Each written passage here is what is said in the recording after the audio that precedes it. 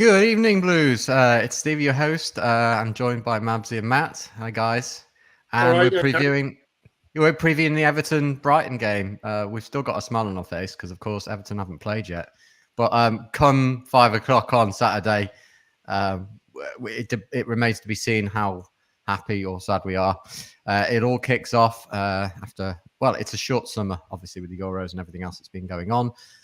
Today, we're going to be going through a little bit about the match, looking at the press conference and squad numbers and things like that. But without further ado, we're actually going to talk about the news which has just come in. Mabsy, there's an exclusivity that's been granted, not to us for 5 minutes, but to another party. Do you want to just talk us through what you've been reading? So it's Texto again. He was interested initially. He owns currently he's majority shareholder at Crystal Palace, I believe.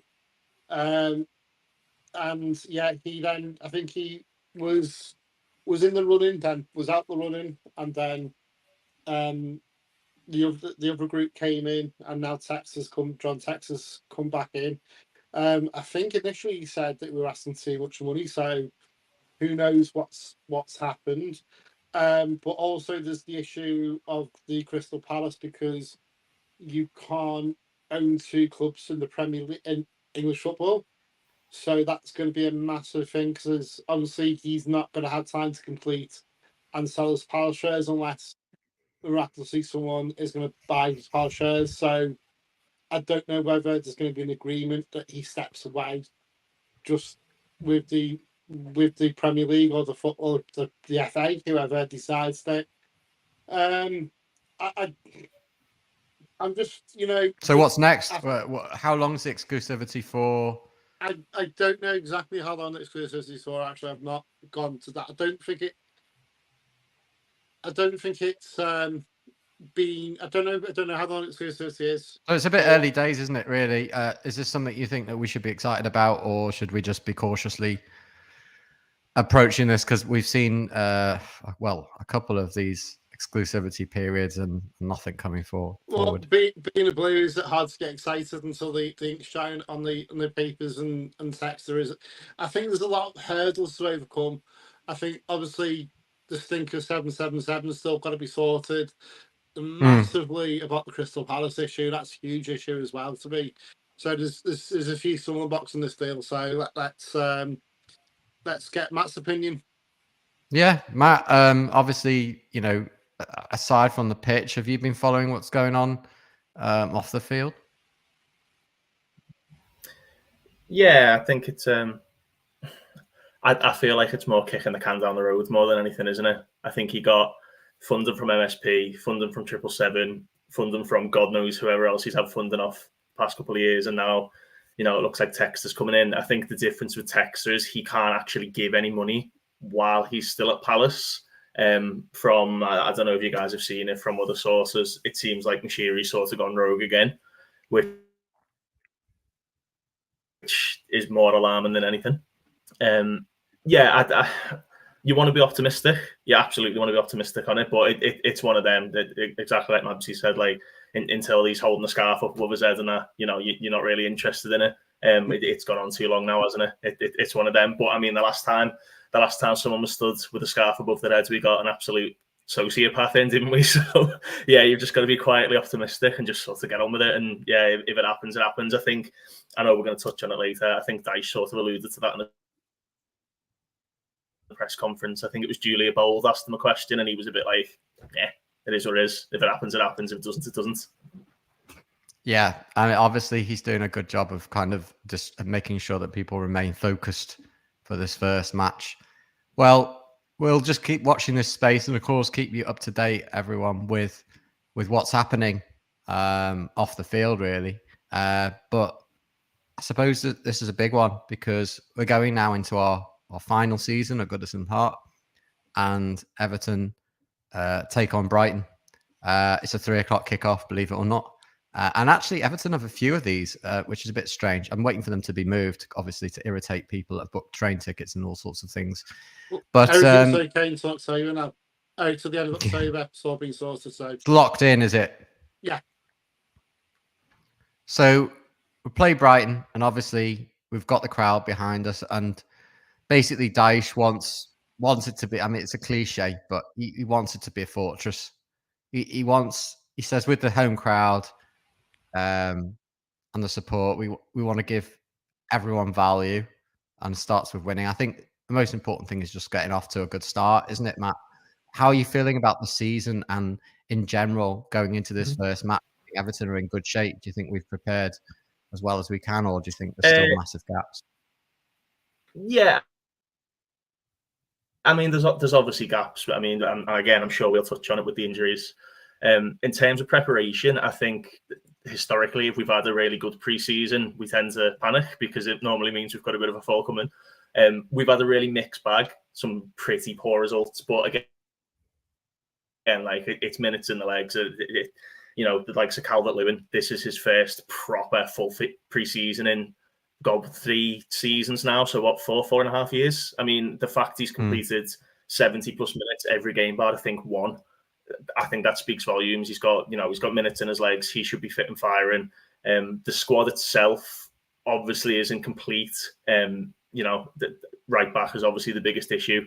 I don't know if anybody watching or sort of you guys have seen me on Twitter in the past, X, in the past couple of years or so. I've been banging the drum about Coleman for years and years and years now. That the worst thing that ever happened to Seamus Coleman was playing so well on his return, because we expected that level and his body just couldn't handle it, which it's no fault of his own. It is what it is. And unfortunately, the club have gone down that route to the point where we're now, you know, we're looking at an injured Patterson, an injured Coleman, and an injured James Garner. So now you've got Ashley Young playing right back. So yeah, it is looking very likely that that's going to happen. I think in the press conference, obviously the Everton just before that released their squad numbers, and I don't know how much you can read into these things, because like the likes of Mason Holgate is 4th and Keane is 5th, but it wasn't definitive in terms of giving us the best clues. Naidi 10. And Lidström 29. That's an illustration of, you know, it's very hard to say. Tarkowski probably is the only one there at 6 that's sort of nailed on, I think, to probably start in the number 6. Daesh obviously doesn't want to give too much away, but I don't think they has the depth at fullback. And you should put into context now, we were at risk with what we did with the right back situation. It's likely that Young will play right back for this game. I don't personally like it. Do you, Mabsy? It is what it is. At the present moment, obviously, with I could say can't see lack of signs as well. We have signed a few. I don't think you can read too much into squad numbers. Going back to what he also said that the presser was, everyone's got their price. And then if you're going to read into it, then Branthwaite's not moved. Squad numbers, know why. He's still it's not moved squad numbers, but it feels a bit meaningless. The days of 1 to 11, the days of 1 to 11 are sort of finished, and I think, you know, the people keep their favorite numbers, don't they? So there's also that element. I really just pray Branthwaite's not going anywhere. It doesn't look like it is, but DCL, I think he has a price tag. And I think he said everyone had a price tag, though, didn't he? It's true. Everyone has a price tag. Look, it's the same for the side across the park and everyone else. They'll have players with price tags. Everyone has a price tag. If you get offered a certain ridiculous price for a player, it's going to be very, very hard to say no. So silly money at the end of the day, isn't it? So, you know, obviously there are still injuries. How many of the new guys? Obviously, the injury update obviously is Coleman out, Garner out, Branthwaite, Chimiti, Patterson, doubtful or ruled out. They're all gone. So I think for this, and we're not getting Calvert Phillips because I think he's going to Ipswich. Is that right? Yeah. Ipswich. I think it was like what, £10 million loan fee they're paying. £10 million plus his wages. They can have him. It's ridiculous amount. Ridiculous for a year loan. Football's a business now, and you've got to do good business. You can't just be silly with it because you get caught out by financial fair play and other things. Anyway, going on to this match, how do you think we're going to start lining up? Because there's new signings and some of them looking good so far. But I think Dyche points out the main thing over and over, which is that they don't have any Premier League experience. So for you, Matt, who's going to be coming into the lineup? Obviously, we saw last week, and I went live after the match, and there were some good performances, especially in the second half from the new signings. But who do you think is kind of going to be a starter in the lineup? On Saturday, none of them. I think that team you saw against Roma, with the addition of Ashley Young for Coleman, is how we're lining up. He bangs on an awful lot about trust, and he likes to trust, like you said, Premier League experience. He's always sort of spoken about he has to trust the players. But he coins his phrases all the time. He says hard yards all the time. Ndiaye and Lindstrom are good players. I think we've seen a little bit that Ndiaye will run back and he will track back, but does he have that positional sense over the likes of someone like Harrison, who's played how many 38, nearly 40 games under Dyche now? So you've got to think about it that way. He's not going to upset the apple cart. Personally, you'd want him to throw them both in. Obviously Irabunum has to play. That's the biggest issue. Is he doesn't really have a choice there unless he drops Doucouré back and slots one of those new lads in. But it's square pegs round holes. Irabunum's a centre mid, stick him in centre mid. Young can play right back, stick him at right back, and I think that's going to be his thinking for it. Yeah, Mabsy, agree or disagree? Yeah, no, I think agree. I think also the Blues has made a good point. Goes, sorry, that's it. Who plays right back if not Young? I think this is the way we've got the injuries yet again. It just seems like a familiar story, doesn't it? Injuries. Always have injuries, and we have a depth of squad, and then they all get injured at the same time, and it's just like, don't we have Fred Bear again? But you kind of see that happen. What's frustrating is that pattern happens all the time. It happens year on year. Like, we could have prepared and mitigated the risks with the right back situation. But I think Everton's luck is that even if we had 4 right backs, we still probably would have had these issues. So that's just our luck, isn't it? Yeah, really? Of course it is. Everton, aren't we? For me, yeah. Obviously, last week did have massive clues on the lineup. I don't see Doucouré getting dropped at this stage, but I think Everton are working towards what things might be like if he wasn't going to be in that number 10. Because I don't think he's going to be there long term. That's my personal view. I think he'll be moved on. But there's more balance in the midfield now, isn't there, Matt? Because we've got players with a bit of guile and panache. Players that kind of get the fans off the seats. We're all stuck on the wooden seats. Bless them, but obviously lots of people are going to be taking. There's some stuff around the internet about how people want to take their seats after the end of the last game. But I mean, getting fans off the seats. When was the last time you could say that about the Blues? Like, genuinely excited about watching Everton. It's been a while, hasn't it? Yeah, to be honest, yeah. I think probably someone like Delafeu. That's the And then before that, maybe last person who was so direct and would run. He was, and then before that, and maybe Baines and Pienaar linking up, and the kind of the way that they did it. I mean, it may be less flashy than Delafeu, and then before that, obviously Kanchelskis and things like that. But it was, we want players that are going to be exciting to watch, but we also have to manage the game. I'd much rather us win 1-0 every game and be a little bit more boring at this stage. And let the performances come. In fact, Dyche mentioned that everything's about just getting one up on the previous season. He just wants to improve on last season. But going to looking at the sides and looking at Everton against Brighton, it's not the easiest start to the season, but at least we're at home. Who do you see as kind of being pivotal in this game, Matt? So, who's going to be? Just instruct. Can you just put your lights on because you're a little bit dark? Am I? Yeah. Hang on, give me a sec. Yeah. Cheers, pal. It might strobe. It's an LED. Hang on. Let me know if it's strobing behind me. Is that better? No, you're absolutely perfect. Thanks, Art. I like the kit, and I like your the pink, the salmon. Is that a replica or was that the original? That's an original one. I used to buy and sell footy shirts, and that was one of the first ones. But I've tried to do some sort of setup because this is where I used to work, but I don't work from home anymore.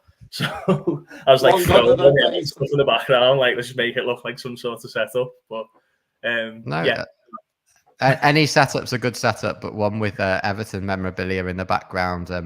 I'm in the process, and it's going to take some time, of building the bricks Everton Goodison Park set. It's over 3,000 pieces. I wasn't going to bring on because it's so embarrassing, but it is really tough. And it's a race. Do I finish this set, or do we move into Bramley Moor before? I don't know what's going to happen sooner. Steve, can you see my John Parrott in the background? Yeah, you got JP. So Mabsy and I were at the Crucible. And we managed to get John Parrott's autograph, which kind of links obviously to Everton. Anyway, we're going back to the match now. We sorted our lighting and effects and backgrounds and all that. Obviously, Onana's gone, 50 million. I thought that was good business. There'll be some people that wanted to keep him. I thought he was more effective for Belgium than he was for Everton. I just didn't think he really found his feet. And just sometimes it happens, and I think it's good business. But obviously, the midfield. There are certain players that have got to be nailed on as regular starters. Where are the positions? Which positions are not nailed on that could be up for debate? Like, who can come in and do a good job?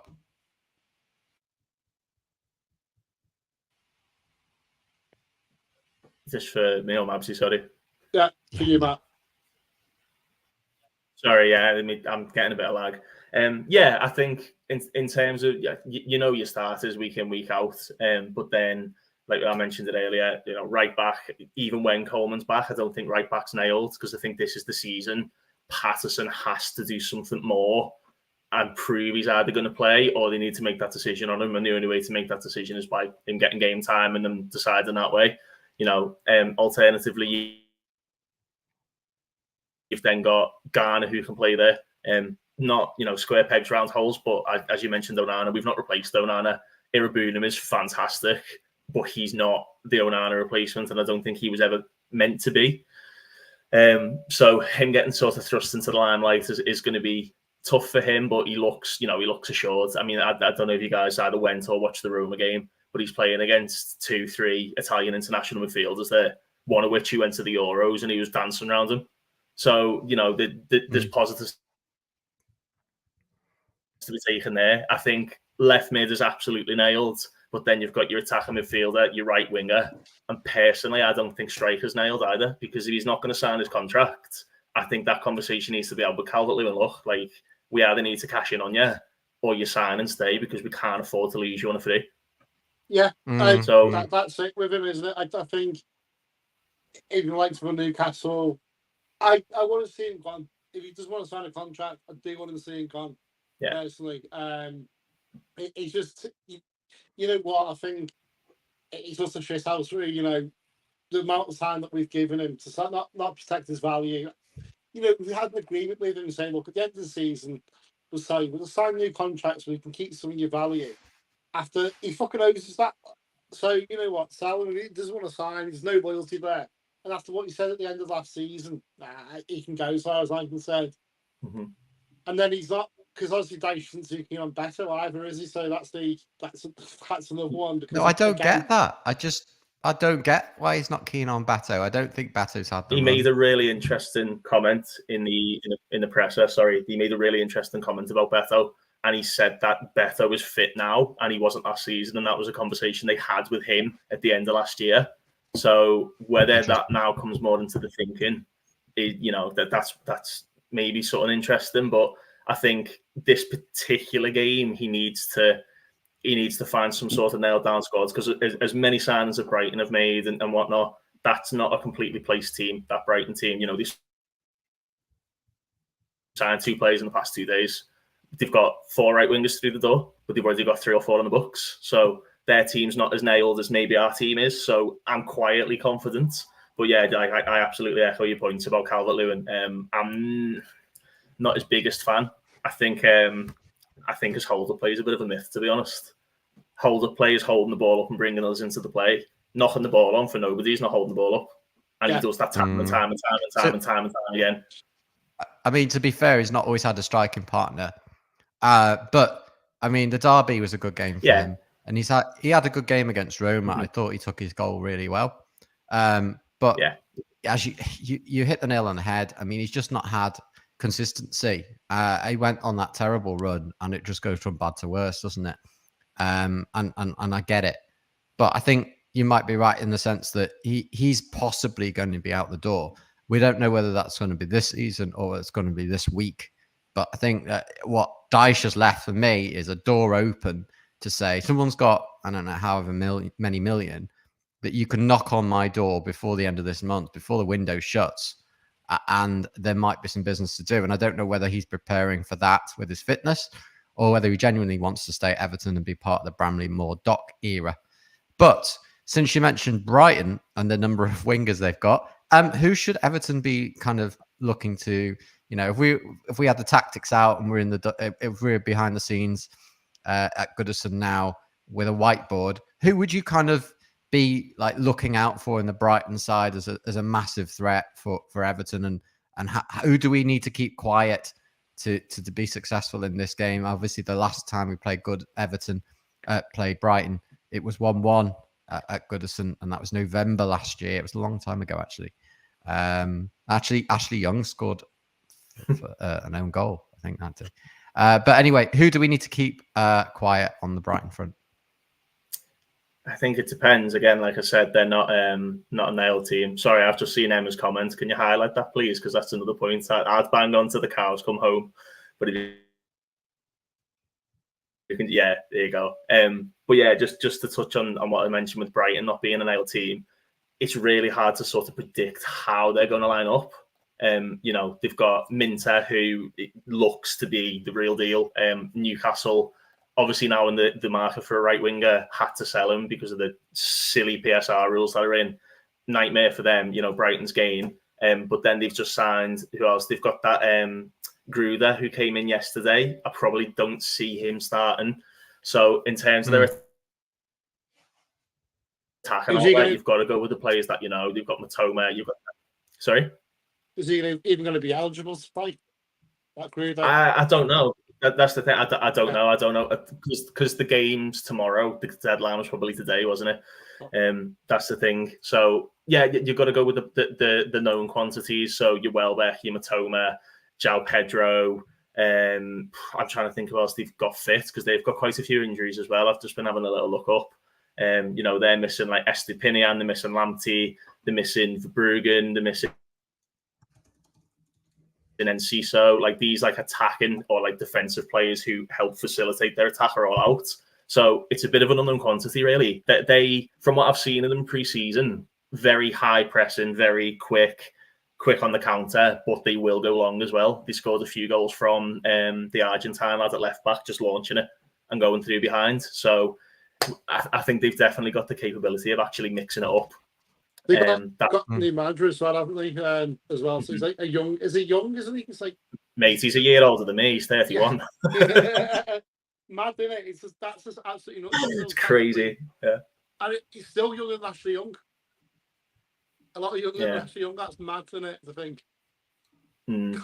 31, bloody hell. Everyone's younger than Ashley Young, apart from me, actually. Obviously, and me, to be fair. Not hard, though, is it? Let's be honest. No, life's just begun. That's really useful. And obviously, Brighton they've gone okay in pre-season. To be honest with you, they beat Villarreal 4-0. And pre-season, you know, meaning what you want. They beat QPR 1-0. They beat Tokyo Verdy 4-2. They lost to Bromley at home, and then they beat Kashima Atlas. Everton, obviously the usual pre-season nonsense. We set up these. We couldn't beat Sligo. Couldn't beat a couple of eggs. I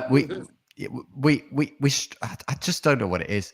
We always seem to set up these mediocre games pre-season, and we still don't get much from them. Well, I've put together this. This basically gives you an outline of, you know, the 5 pre-season games for us and the 5 pre-season games for them, and the form. I mean, it's pre-season; you can't really read that much into it. But if you think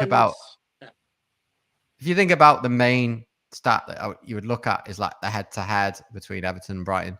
We've won 6, they've won 4, and we've had 4 draws. I mean, it's almost even Steven. Like, if it was in their place, I would say we wouldn't be favourites for this game.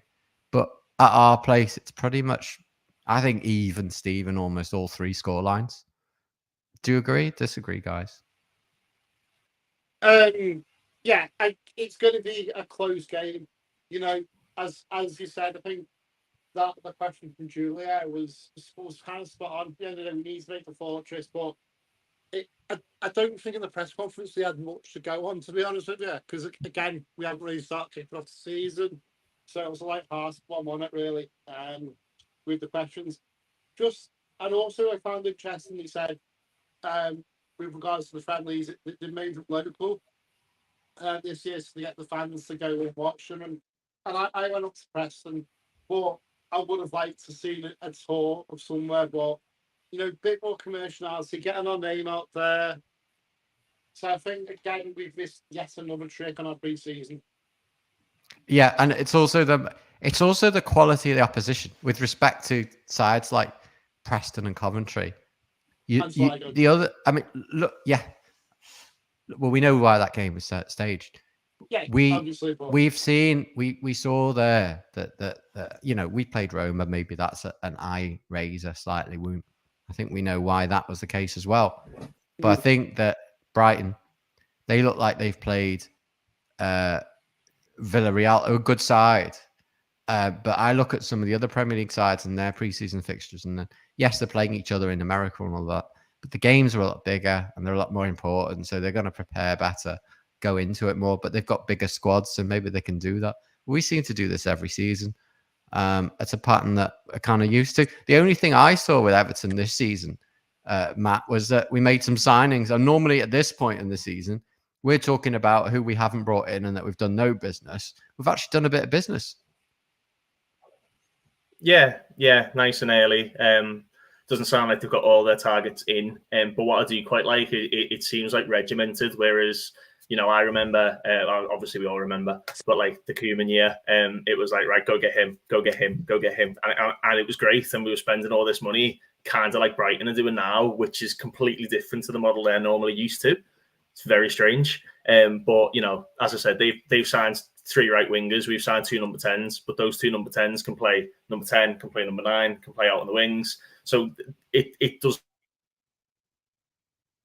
seem as quite like scatterdash as it used to be. And I'd probably argue even like the year under Lampard was very much like, let's just throw something at the wall and see what sticks. And we ended up with someone like Mopé, who, you know, I think there's a place for him in certain teams, maybe not our team, but it is what it is. They've done good business. The Irabunan one is quite an interesting one because we definitely got the better end of the deal there, and I think Villa fans will probably agree with that as well. So yeah, centre back sorted, wingers are sorted, a little bit more pace, a bit more creativity, but we were just sorely missing full back cover on either side. Really, I think that's the disappointing thing. And if you look at some of the best sides in the world, they rely quite heavily on their fullbacks to actually bring them that attacking flair. Sorry, Mabsy. Yeah, here's one for you. Right. So DCL goes, better or more pay? 2 completely different players. I think depending on how he wants them to set up. Obviously, I've mentioned Lindstrom and Ndai. You would never put them in a Sean Dyche team, looking at it on paper. He plays more direct, doesn't mean long ball. Okay, I think that needs to be cleared up because a lot of pundits still think it as well. We play direct football. You can play direct football into feet. Pochettino used to try it at Tottenham. It was into feet all the time. Mopé's better when the ball's into feet, and he's shown it at Brentford. He scored 1 less goal than Calvert-Lewin last season. So he's obviously done something right as long as the setup's fine. However, you know, in me now, advancing years, I've grown to love, you know, just the big meat and potatoes lump up front. So I'd love Beto to just play. And to be honest with you, I think over the course of a season, if you give him 20, 25, 30 games, I think Beto would come good. He's obviously got something about him. We've seen it. His touch is a bit off. But again, we don't see the stuff behind the scenes. And Dyche referenced it today. He's now fit. The last time he looked anywhere sort of on the pace was probably that Newcastle game. And then he didn't play for about 12 after that. So, I think Beto's got to be the investment that they've put in him. If Calvert-Lewin goes, which I think we're probably going to see movement the last couple of days of the window, and we'll be stuck with Beto, I think we're just going to have to put up with that. But, he's shown glimpses. We like playing the ball in the air. We like set pieces. We like fast attacking football when we do get going. He's quicker than Calvert-Lewin. He's good in the air. He's a physical lad. It makes sense for him to be playing. Or you could see the old, 4-4-2 that he used to do at Burnley with like Mopé playing like Vidra, sort of just hanging off the striker and knocking around. So they could both work, to be completely honest with you. But to answer your question, it's got to be better if Calvert-Lewin goes. It has to be. Yeah, I'd like to see a lot more of him. And I think you're right in the sense that Everton have got these kind of flexible players, but that we're kind of building up the tapestry of the squad, and it's less random. I think the point where you like throw everything at it, I think the Lampard era was beyond messy. But for him, it was disastrous for his career, but also it just didn't work. But he was picking up so many problems as a result of the squad that was on the previous manager, who'd picked up problems from the previous manager, and it was just going on and on and on. This is probably the first era where we can actually go in with any level of continuity, and Dyche probably will want to remain firmly in charge going into the new season. You've got to back him, surely. I know that he's not the most pretty in terms of his approach, but I actually genuinely believe that he's the right man right now. Do you guys feel that Dyche is the guy to lead Everton into Bramley Moore? That's a really tough question. Honest answer, no. I think he did a job for us last season. The football was woeful at the best times. I think last season we were flattered by our league position. Not falling out the league. Obviously, I think because there was other teams that down below were shit. Personally, I just think this season we can't be so lucky. I think he needs the quality needs to improve. Otherwise, we're going to be in the same position, if not a worse position. Now, who else would you get? That's the 64. Is that another matter, Matt? For you, Dyche, is it? Are you a fan? I was until I wasn't. Just again, like Mabsy's made it clear there, and I agree to an extent. It looks okay and it plays okay, and it's sort of a means to an end. And then when it goes wrong, it goes quite badly wrong. And you touched on the quality. That's not his fault, but the players are reacting to how they're being told to play. And if they're ignoring them, then you've got a completely separate problem altogether. So if they're playing the way you want them to play and they're not scoring the goals, something's not quite clicking there. In terms of him leading us to Bramley Moore, I think he has to, because, I don't know how long he's got in his contract. I think it's 12 months from this season to the start of the Bramley Moore season. I think he's got to stay for then, but if he then gets the chance to go into that season and do better, then I think he has to be given that opportunity. You look at the likes of West Ham when they went into their new stadium and they started trying to change everything and tried to grow too quickly, and it all went downhill again, and they ended up with, again, a similar type of manager. We're not going to lose the game. We're going to go out and we're going to try and get a point. We're going to try and do this. So I think, continuity is the big word there. You mentioned it before. Sorry, go on. No, it's okay.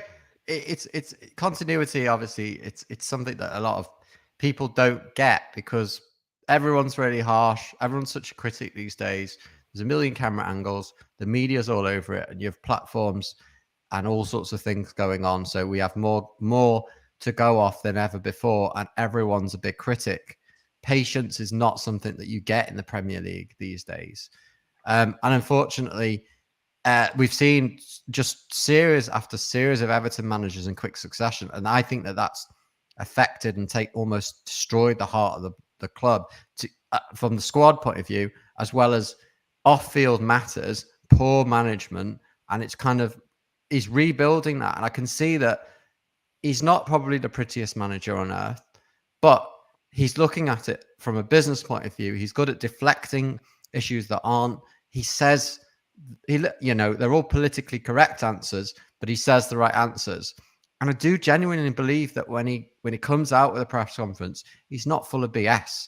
Now, we have had some managers that, I don't want to name names, but you know who they are. They cover up. It's like they're watching a different game. Go on, say I dare you to go on. Go on. What do you think? Do you reckon he should?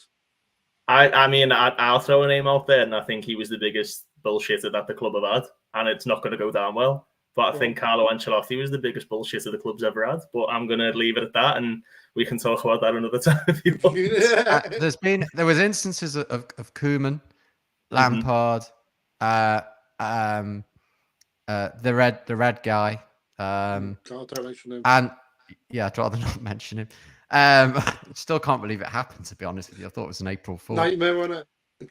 Yeah, I mean, look, to be fair, I think some of the time Daesh actually says it as it is. And we might not want to hear it, but he's watching the same game as me. At least that's how I feel.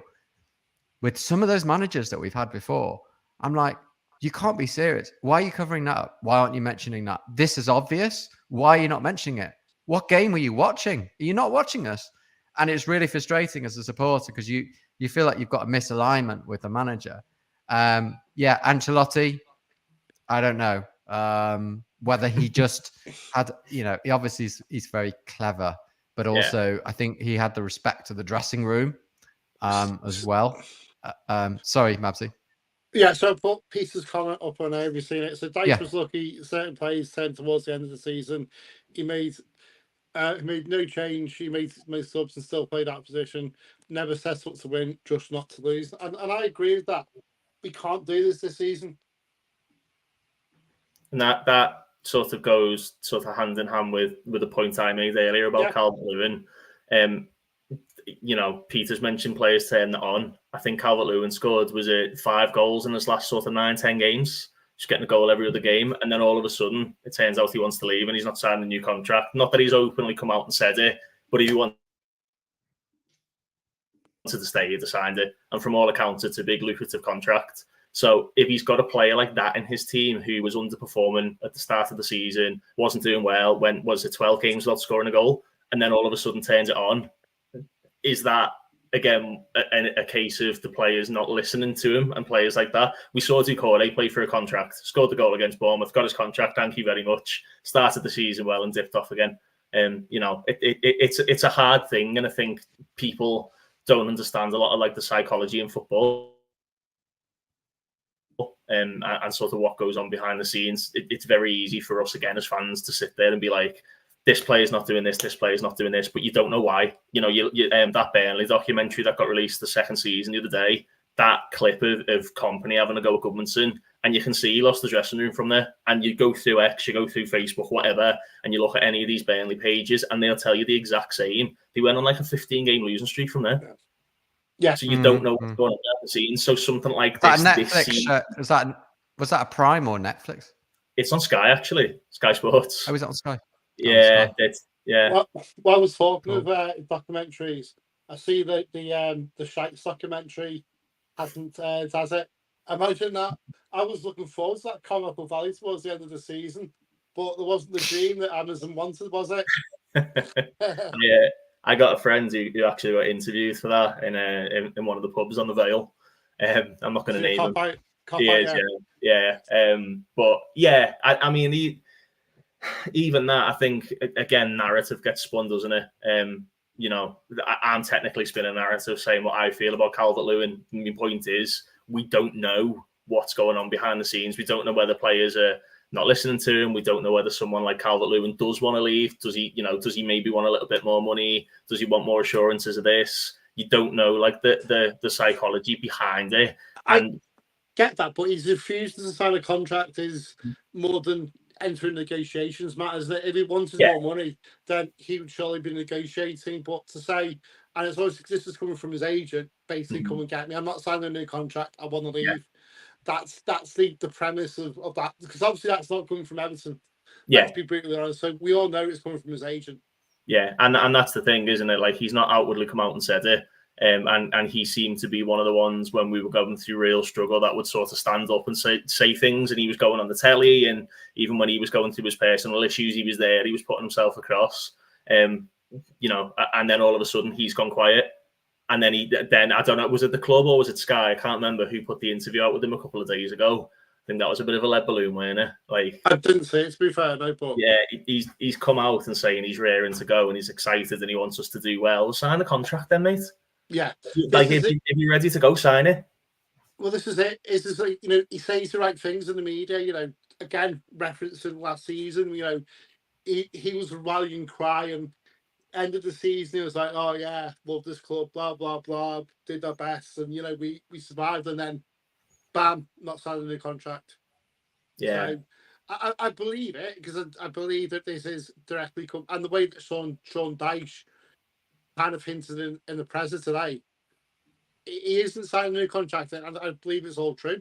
And I think that's why I've taken over here. His comments about Beto I found really interesting, because he made a point of referencing that he's one of the players who's come back fit, and that they said to him, look, you're nowhere near the level you need to be at the back end of last season. You need to get on it. And he's come back and he's fit and he's firing. He's looked all right in pre-season, but I think the pre-season, to again go back to the point we were making earlier, it's not always about the results. It's about, he's got minutes in Calvert-Lewin's legs. There you go. Is he going to stay with us now? He could sign a contract tomorrow just before the game, and it could get announced. You never know. I'd be happy with that. I'd be happy with that, just a bit of certainty. Yeah, well, yeah, that's it. It's again. Surely, I mean, look, I think Calvert-Lewin knows. He's seen other players.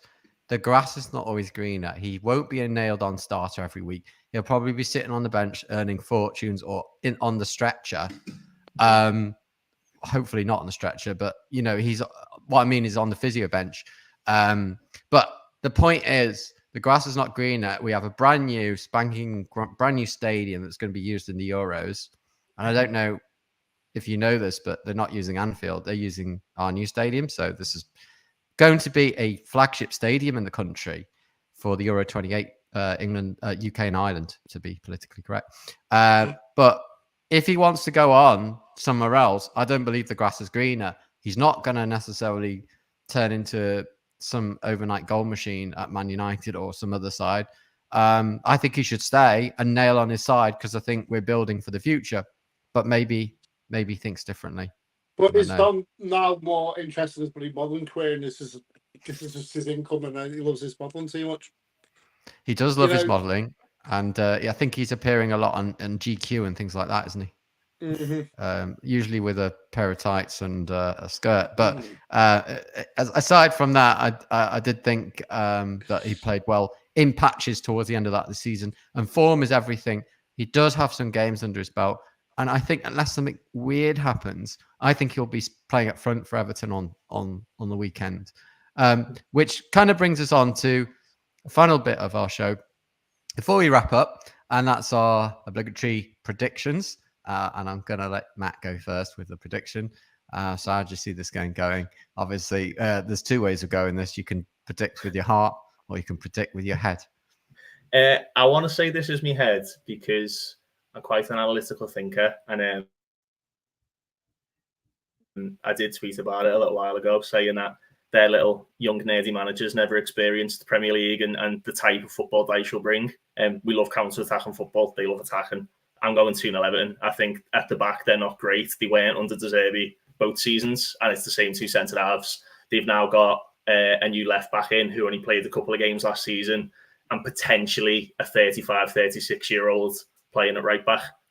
We like counter-attacking football. I reckon a 2-0. I'm going to say a set piece, and then, like we saw against Roma, just where, Irabunum, Lindstrom, someone like that gets on the pitch and runs at them, and I think they'll crumble a little bit.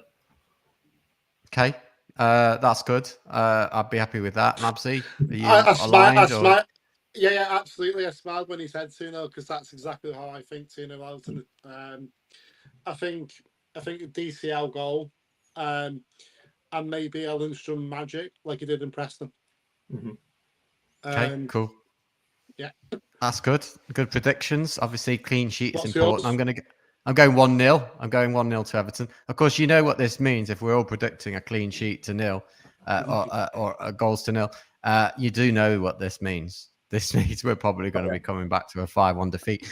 But all being well, I think Tarkowski will get a goal. I think that it might be tighter than we expect. I don't think you want to lose your first game.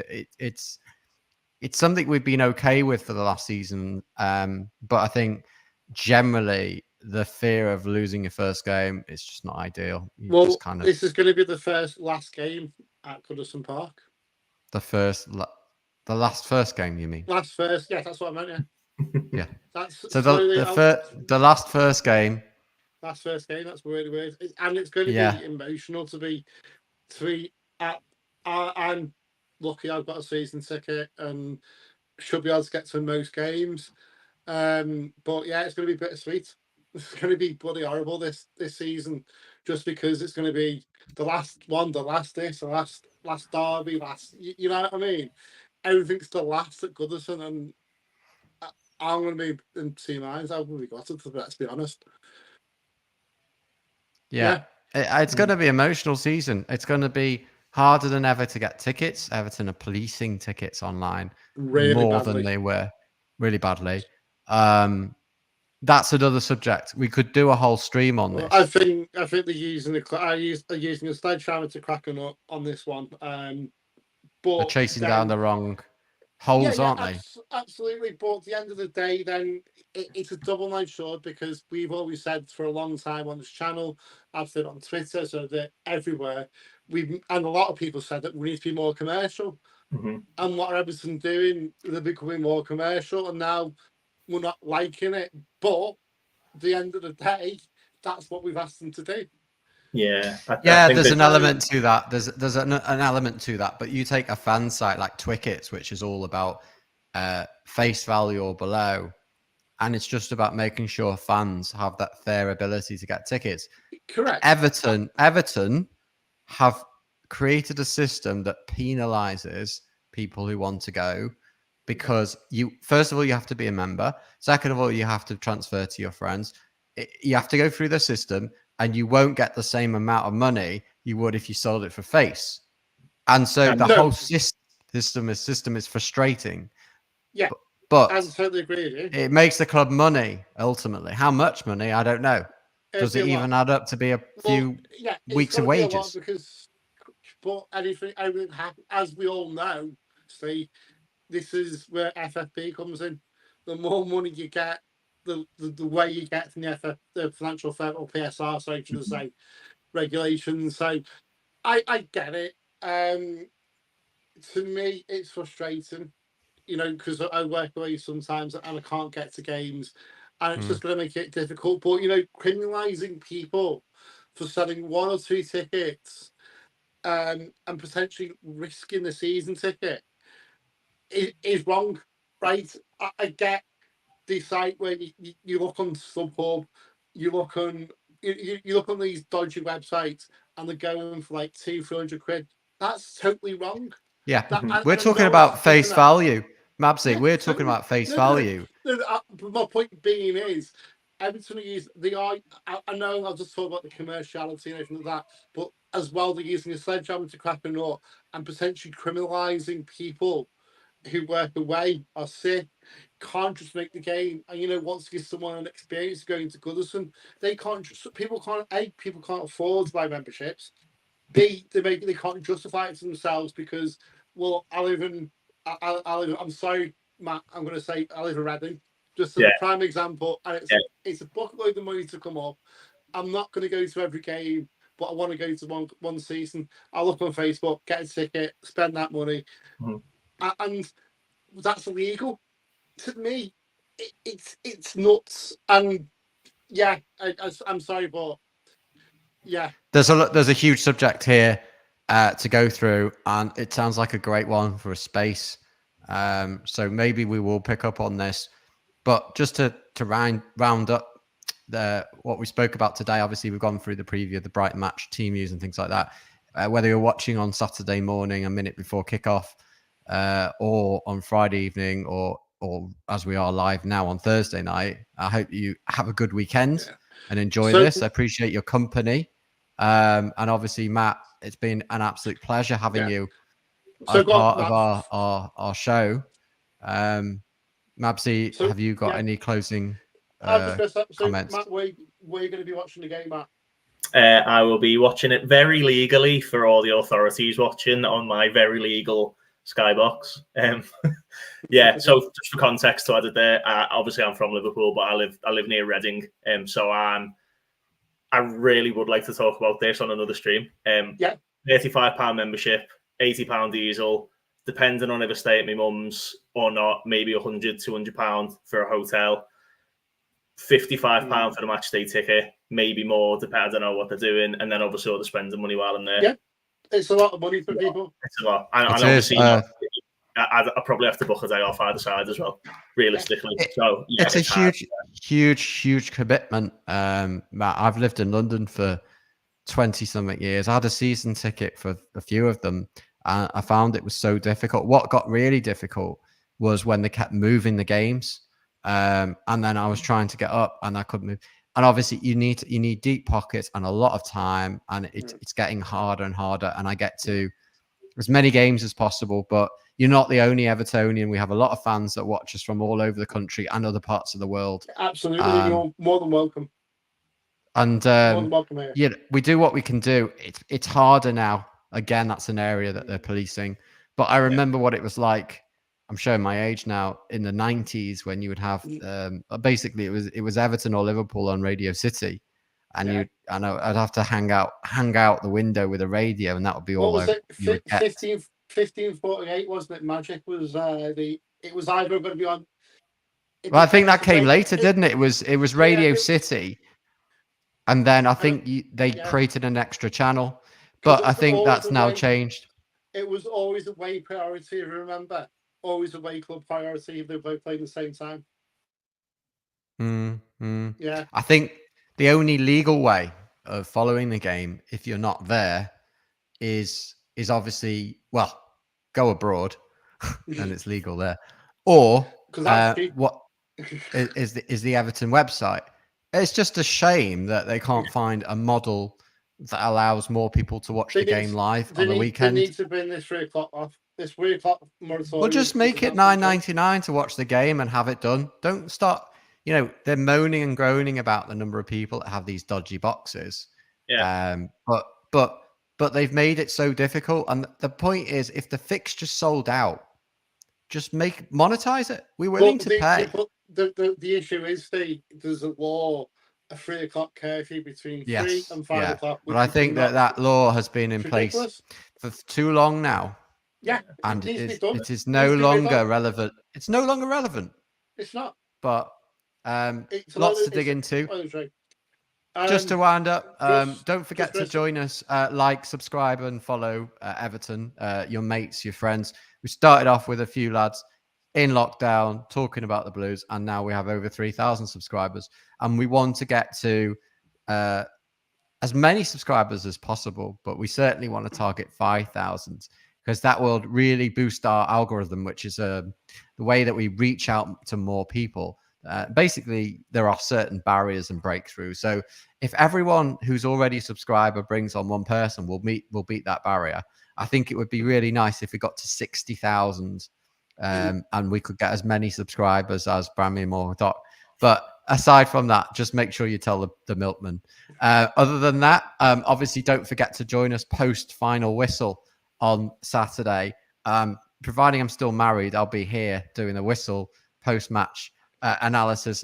God knows how much of it I'll be able to watch or follow, but obviously I've got the Everton radio to rely on. Other than that, you know what, right? Seriously, I just want to say this. I do 7 days on, 7 days off. Last year, it was difficult. This year, I've been looking at the schedule, and basically, I missed all but one game this season. I'm like, amazing. I miss a load of away games, but I still get to go to home games. I'm well made up. Until they bin it's a real commitment. Change it all and start putting it on telly. Well, no, because of the 7 on, 7 off, you get the full weekend off. So Friday, Saturday, Sunday, or Monday, I'm always off. If so, they can change it how they like. Yeah, so, I mean, it's a huge commitment, Mabsy, and it's one that a lot of Blues go through, but It's beyond religion. It's Of course it is. it's an absolute. I've already put a space in my house where my seat's going. Already sorted it, right? So you can't see it, but it's like you can see there where that's basically going to be above the top, and then right down where that the step ladders are going to be there. Already sorted it. It's a lovely little setup that you got there, and a massive upgrade, obviously, with the audio and the visual and everything that you've got going on there, Mabsy. Matt, hopefully I'll see you again soon. Possibly over the next few days, we'll talk about getting you back on. And Mabsy, obviously, we'll have you on if you're available to come out of Goodison with whatever smile or frown you've got on your face. You're more than welcome to drop in and have a moan or groan or celebrate. Obviously, we get something like 50% more people watch live when we lose, which is not a stat I'm particularly proud of, but I'd rather not. Anyway, Blues, enjoy the match, enjoy the weekend. See you after the whistle, and of course, make sure you're here for the season as we follow Everton in the final season of Goodison Park. From me, from the team, up the Toffees. Up the fucking Toffees. Toffees.